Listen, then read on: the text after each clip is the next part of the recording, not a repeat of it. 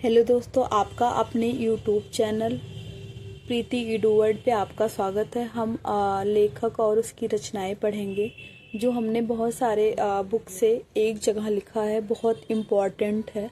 आप अगर ये रचनाएं पढ़ ले तो आपको और कहीं से पढ़ने की ज़रूरत नहीं है। ये हैंड राइटिंग है बट ये है बहुत इम्पॉर्टेंट है। तो आप लोगों से रिक्वेस्ट है कि आप लोग इसे पढ़ लीजिएगा और कॉपी में नोट कर लीजिएगा, जो हमारे बहुत कई सारे एग्जाम के लिए बेनिफिट है। इसे हम पढ़ेंगे। सबसे पहले हमारे लेखक है रामधारी सिंह दिनकर। इनका जन्म 23 सितंबर 1908 को हुआ था। जन्म 23 सितंबर 1908 को बिहार के मुंगेर जिले के सिमरिया गांव में हुआ था। बिहार के मुंगेर जिले के सिमरिया गांव में हुआ था।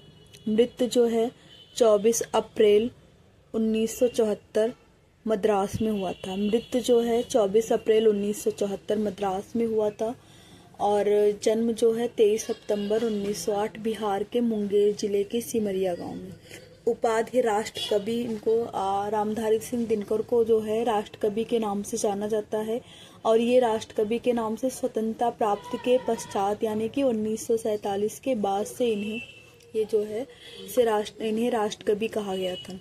इनकी काव्य रचनाएं हैं जो हमारी इम्पोर्टेंट काव्य रचनाएं हैं इनकी। रेणुका, हुंकार, उर्वशी, रश्मिरथी, कुरुक्षेत्र, रसवंती, परशुराम की प्रतीक्षा यानी कि जो हमारी ये इम्पोर्टेंट रचनाएं हैं।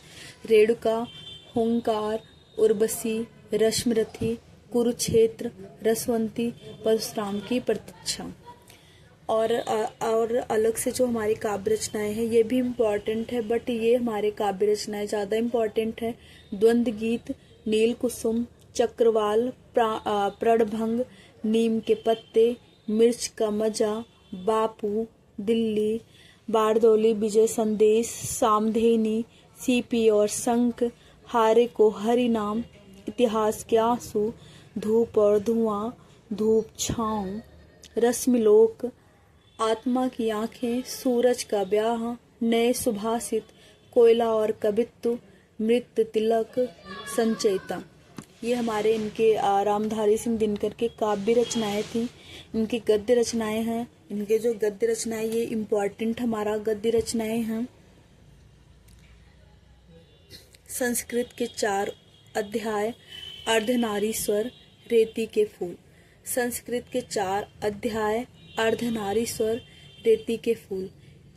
अन्य गद्य रचनाएं हैं मिट्टी की ओर, हमारी सांस्कृतिक एकता, भारत की सांस्कृतिक कहानी, उजली आग, पंत प्रसाद और मैथिली शरण, भारतीय एकता, साहित्य मुखी, विवाह की मुसीबतें, देश विदेश, राष्ट्रभाषा और राष्ट्रीय एकता, शुद्ध कविता की खोज, लोकदेव नेहरू, काव्य की भूमिका, व्हाट पीपल, दिनकर की डायरी, आधुनिक बोध। दिनकर की डायरी से स्पष्ट है कि ये दिनकर की रचनाएं हैं। तो ये हमारे गद्य रचनाएं थी। गद्य रचनाएं में हमारे 3 मोस्ट इम्पॉर्टेंट है।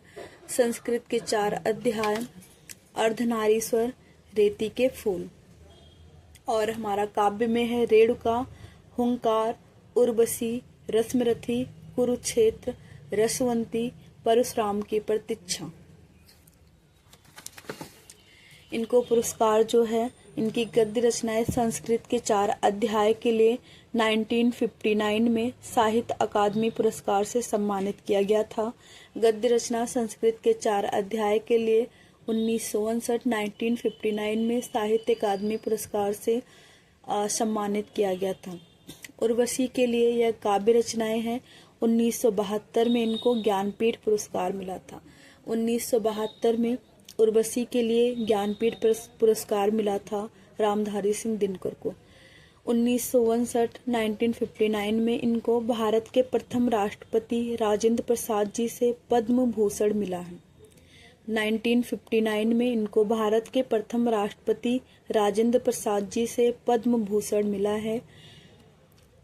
आज का हमारा रामधारी सिंह दिनकर थे। तो आपसे रिक्वेस्ट है इसको पढ़ लीजिएगा, कॉपी में नोट कर लीजिएगा। हमारे teaching exam other exam PCS IAS जो हमारे क्वेश्चंस पूछे जाते हैं उसके लिए बहुत इम्पॉर्टेंट है। Thank you class.